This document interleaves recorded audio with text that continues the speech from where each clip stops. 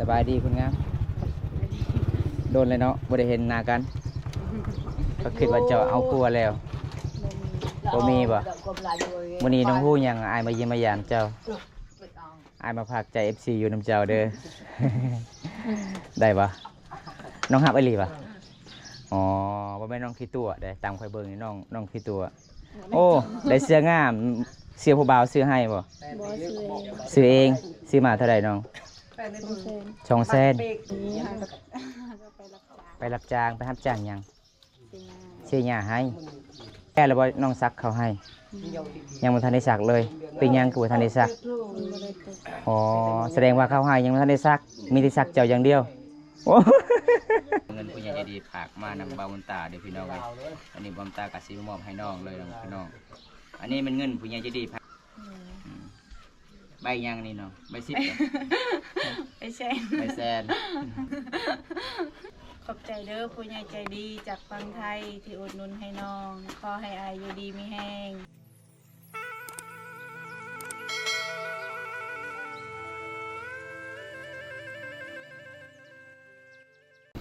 ทักสวัสดีทุกคนสวัสดีบริการยามตอนเช้าทุกคนเลยวันนี้บ้อมตากะจัดให้ตามของพ่อผู้ใหญ่ใจดีจากประเทศไทยพี่น้องบ้อมตาไปสะพานบุญให้พี่น้องละลายหมู่บ้านละลายชนบททุกคนวันนี้บ้อมตาก็คืออยู่ที่บ้านน้องวิไลเมืองน้องเฮาทุกคนกับประมาณช่วงนี้แหละพี่น้องหลังจากบ้อมตาขึ้นเขาก็นำเลยบ้อมตาก็สิเดินทางชนบทหมู่บ้านที่บ่มีสัญญาณและก็หมู่บ้านนอกจากที่สุดตัวเมืองพี่น้องจัดให้ตามคำขอผู้ใหญ่ใจดีจากประเทศไทยทุกคนจะได้การไปติดตามส่วนกันละพี่น้องบริการเมื่อนี้ฝนฟ้าอากาศแจ่มใสเลยทุกคนเลยสุดยอดหลายพี่น้องอันนี้ก็คือบอมต้ากะสิออกจากเมืองนองเลยทุกคนเมืองนองบ้านเฮากะประมาณชั้นนี้แหละพี่น้องส่วนหลายก็จะเป็นซุมเผาบรูแล้วก็ซุมเผาผู้ไทยในเขตเมืองนองเอาได้ทุกคนอันนี้คือปั๊มน้ำมันเฟสละเมือนถ้าบ่ได้มากเขตเมืองนองเฮาก็คือต้องเติมน้ำมันจุดนี้ก่อนทุกคนเพราะว่าบอมต้าก็เต็มทางแล้ววันนี้ก็เดินทางจัดให้ตามคำขอผู้ใหญ่ใจดีจากประเทศไทยด้วยทุกคนวันนี้ก็คือบอมตากสิเดินทางพลพี่น้องละลายหมู่บ้านละลายเขตชนบทด้วยทุกคนเมืองน้องก็จะเป็นแถลงท่องเที่ยวมีหลากหลายเลยทุกคนแถลงท่องเที่ยวหลากหลายเลยในเมืองน้องเขาก็อาจจะเป็นแกงลีนแกงหาล่องแถลงท่องเที่ยวละลายเขตละลายบอนทุกคนปีนี้กะสียังเห็นสะพานไม่ไหลปีต่อไปกะสิบริเฮ็ดแล้วเด้อพี่น้องสะพานไม่ไหลอยู่ที่แกงอาลองเมืองนองเขตสุวรรณเขต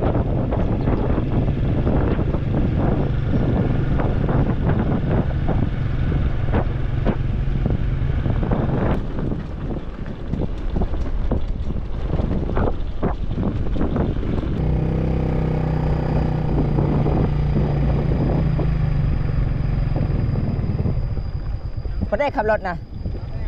สาแมวไปเอาเดี๋ยวพ่อสาวแมวกับสาวเย็นกลางทางก็เลยบอมตากาสิขึ้นไปเยี่ยมไปยามน้องเพราะว่ามีผู้ใหญ่ใจดีจากประเทศไทยบอมตาไปสะพานบุญให้ผู้ใหญ่ใจดีก็เห็นคลิปแล้วก็เป็นน่าสงสารน้องๆดำเนินชีวิตคนสู้ชีวิตเป็นครอบครัวยากจนก็บ่ได้ทุกคนก็เลยอ้ายใหญ่เพิ่นก็เป็นคนเป็นใหญ่สาวลาวเขตชนบทบ้านเฮาเป็นครอบครัวผู้ใดยากจนอ้ายใหญ่เพิ่นก็เป็นห่วงเป็นใยมาทำบุญนำกันทุกคนตาก็ดีใจหลายได้สะพานบุญนำกันพี่น้องมื้อนี้บอมตาก็สิเข้าหมู่บ้านสาวโคกก่อนหลังจากนั้นก็บอมตาก็สิขึ้นไปหาสาวแมวสาวเย็นแล้วก็สาวนิ่งแล้วก็สาวสุขพี่น้องจัดให้ตามไอ้ฮักเพิ่นทุกคนไอ้ฮักเพิ่นก็จะดีหลายพี่น้องเลยเวลาเพิ่นมาเที่ยวเขตชนบทนี่ไอ้เพิ่นเห็นชีวิตสาวลาวเขตชนบทไอ้เพิ่นแล้วก็เป็นห่วงเป็นใยเลยทุกคนเป็นน่าสงสารเป็นน่าดูชนบทหมู่บ้านเฮานี่ส่วนหลายเขาเจ้าก็เฮ็ดให้ส่วนในเขตบ้านเฮาอันนี้ก็ใกล้สิฮอดบ้านแก่งอาล่องแล้วทุกคนเลยปีนี้ก็ยังเห็นสะพานไม้ไล่เด้อพี่น้องพี่ต่อไปก็สิบ่ได้เห็นแล้วสะพานไม้ไล่บ้านแก่งอาล่องกระบะพร้อมตากะเก็บภาพบรรยากาศก็สิไปทางสะพานไม้ไล่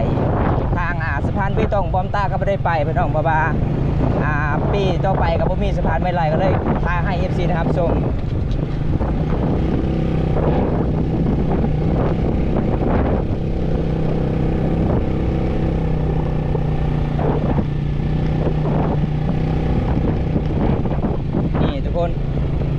นี่เส้นทางเขาไปแกงลีนแล้วก็ไปสะพานเบตงเส้นทางนี้ก็คือเขาไปสะพานไม้ไล่บ้านแกงอะลองเลยทุกคนเดี๋ยวมันตากระสิไปทางนี้ก่อนพี่น้อง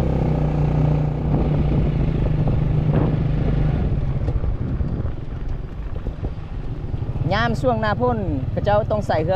รือใหญ่ทุกคนเลยต้องใส่เรือใหญ่ค้างเสร็จแล้วน้องไกลสิฮอดในหน้าพ่นแล้วพี่น้องการไปมากอะสิไปบ่ได้แล้วทางนี้มีที่สาบ้านแกงล่องพระเจ้าก็ต้องขี่เรือไปบ้านแกงล่องต้องข้ามไปสะพานเบตงเลยทุกคนรถใหญ่ไปได้สะดวกสบายช่วงนี้พี่น้องการไปมาเที่ยวสุนบดบ้านเฮากะสะดวกสบายแล้วพี่น้องเอ้ยเมืองน้องเฮากับมีสะพานใหญ่แล้วพี่น้อง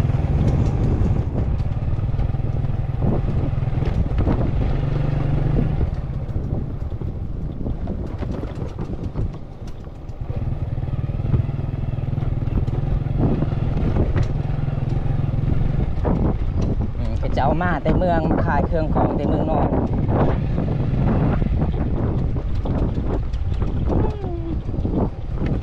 ไปก็หาเงินหาคำทุกคนชมเขาปลูกบ้านเฮาส่วนรายเขตนี้เขาเจ้ากำมาปลูกมันสำปะหลังเลยเป็นแบบนี้กำลังงามเลยพี่น้องมันสำปะหลังเขาเจ้าใน3 หมู่บ้านแกงอะล่องบ้านเฮาอันนี้คือไกสิฮอดเสละน้องเมืองน้องเขื่อนเสละน้องเพราะว่าอยู่ทางลุ่มทุกคนนี่ได้พอพ่อใหญ่บ้านเพื่อนการนำผ้าชาวบ้านได้ทำสะพานข้ามเสละน้องก็คือพ่อใหญ่บ้านที่ขี่รถจักรทุกคนเลยบางตาก็เคยซอยเขาเจ้า2 เซนกีบเพื่อให้เขาเจ้า10 เหล็กตะปูนี่ทุกคนเลยสะพานมันไกลสิพังแล้วไกลสิฮอดช่วงหน้าฝนพี่น้องอีกต่อไปก็บ่ได้เห็นแล้วเด้อพี่น้องเอ้ยนี่เป็นปีสุดท้ายแล้วจะได้เห็นสะพานไม้ไล่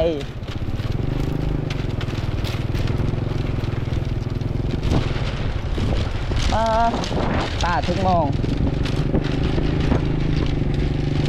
ความยาว270 เมตรเลยพี่น้องสะพานนี้พี่น้อง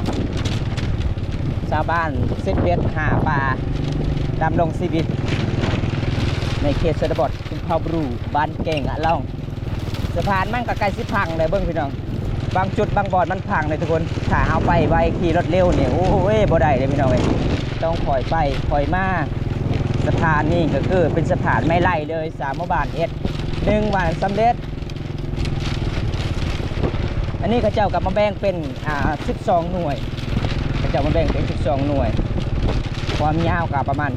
270 เมตรแต่หมู่บ้านนี่สุดยอดเลยทุกคนเป็นความสมัครที่ทั้งชาวหมู่บ้าน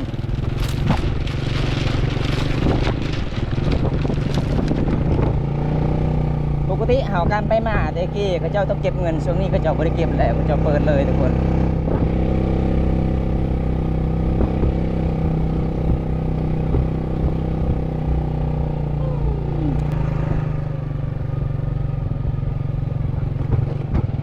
นี่บรรยากาศในบ้านแกงอะล่อง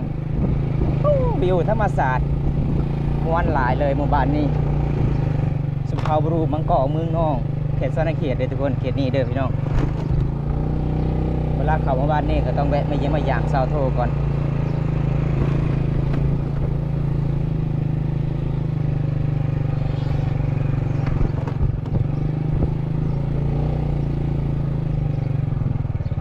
ไปดีไม่เท่า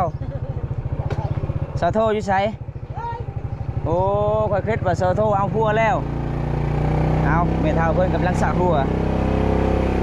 เพิ่นเอาน้ำหมวกมาสระทุนโอ้ได้พอสาว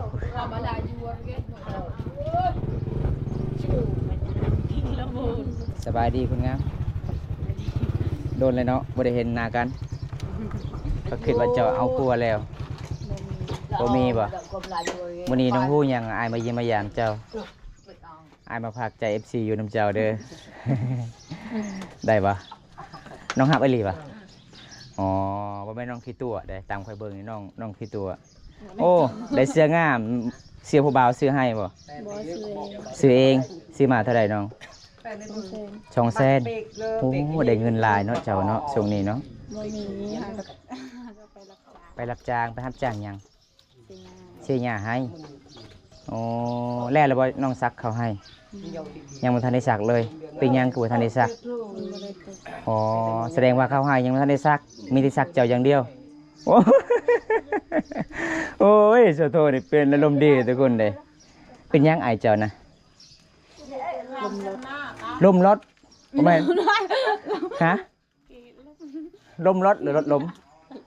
รถล้มบ่เออปลางามเนาะแต่งตัวมื้อนี้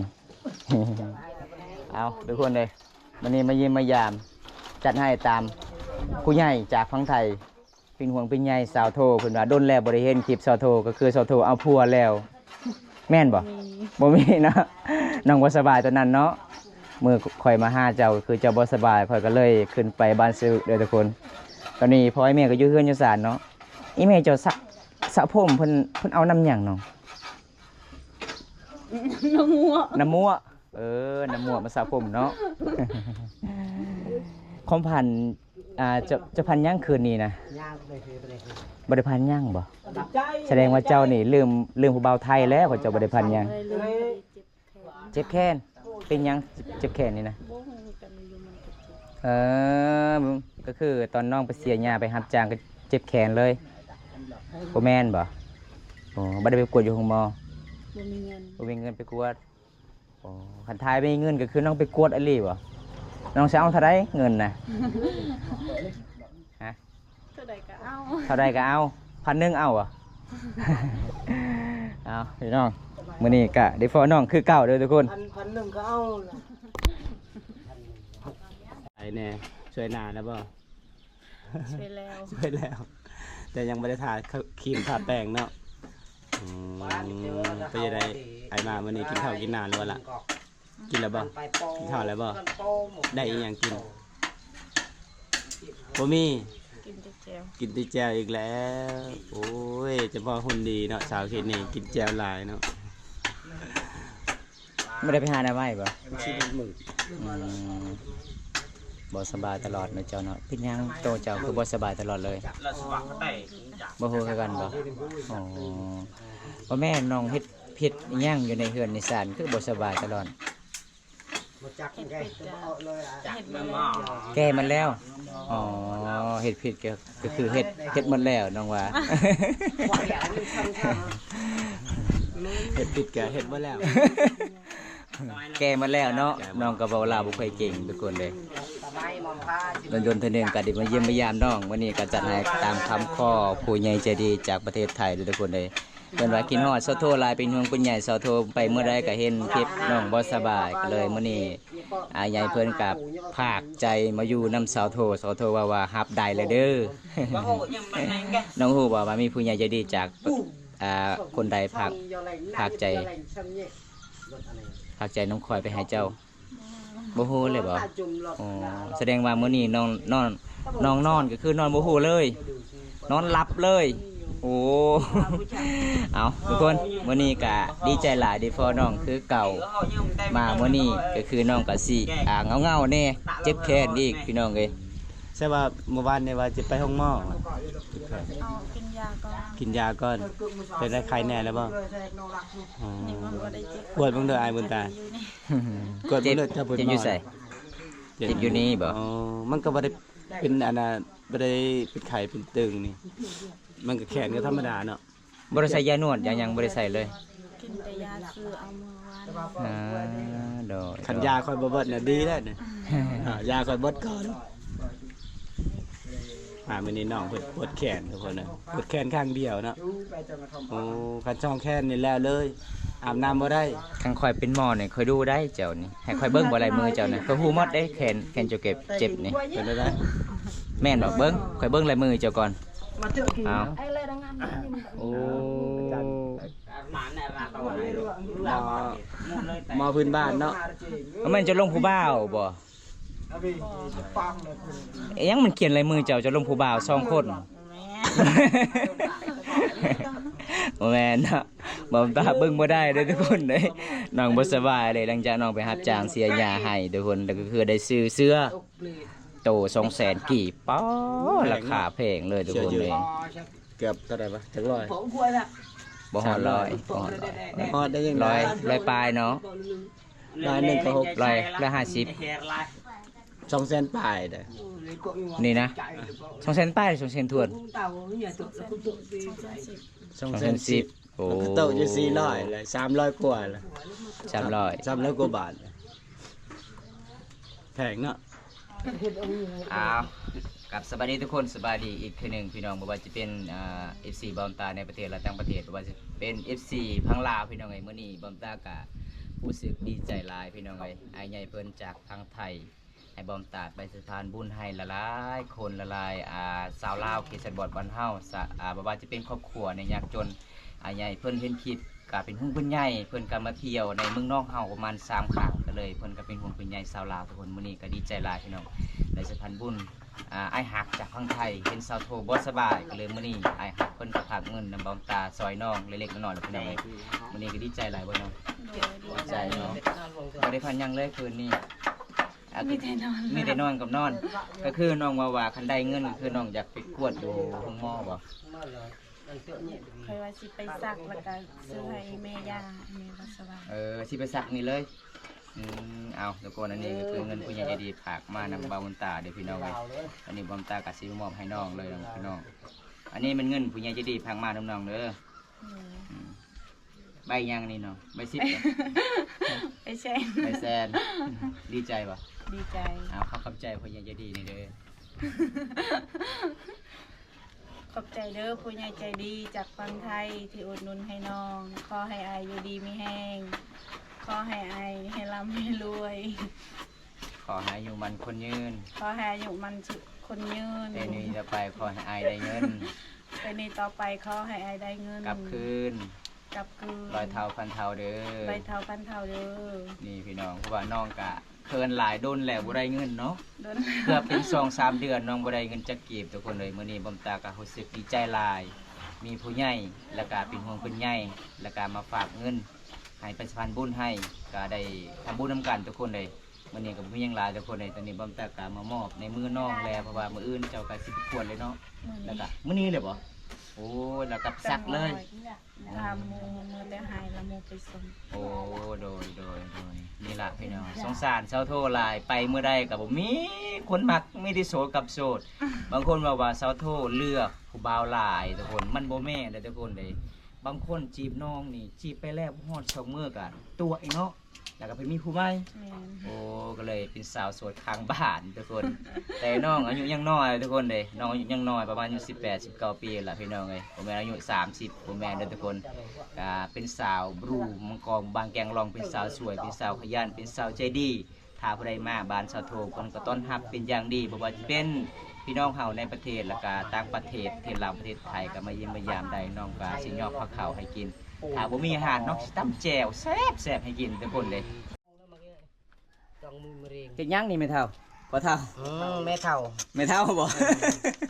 จะเฮ็ดหยังอันนี้ เฮ็ดในวงประตูนี่ กงประตูหยัง นี่ ห้องนอนเซาโท